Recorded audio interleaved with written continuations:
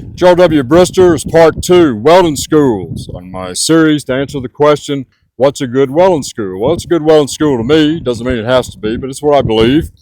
Student-teacher ratio, they have a gift to teach and not just have welded and can't teach anything. Here's a big one, is booth babies. You ever heard of that term, a booth baby? It's a derogatory term, and what it means is a lot of these welding schools, they can't find experienced people to work for them because they don't pay enough money. Maybe they're in some little podunk town nobody wants to live in, and so they will hire students that graduate from their own school. There's a very large school, very well known. I'm not going to mention who they are, up in the Northeast, and I had a lot of students at Western that would not go to it right in their own state because it hires mostly booth babies, nobody experienced.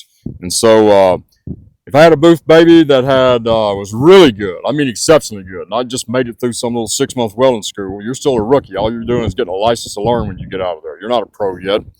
If I had a booth baby that was really good and he had a gift to teach, then I might hire 1 or 2 if I had a big school. But that's a bad sign to me when a school's loaded up with booth babies. The other thing is inverter welding machines. I mentioned that in the video.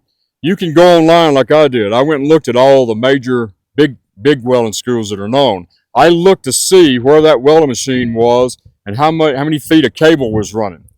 And if that welding machine is in the booth, a lot of times they'll be on an angle like this where you can reach up and turn the knobs, and you've got about 15 foot of lead or whatever there to weld, that's good, because inverters lose a lot of amperage when you run those down the rack somewhere. So if you got a bank of them and they got cable running way off the middle of nowhere, that machine is not going to weld as good. I ran into a couple of students here recently, and in the conversation, they told me that. They realized that themselves about welding machines that were way off. And especially if there's several people firing at the same time or quitting the same time, then the other individual's machine would fire up and get hot and knock a hole. That's out of the babe's own mouth. I'm Gerald W. Brister, and that's part 2.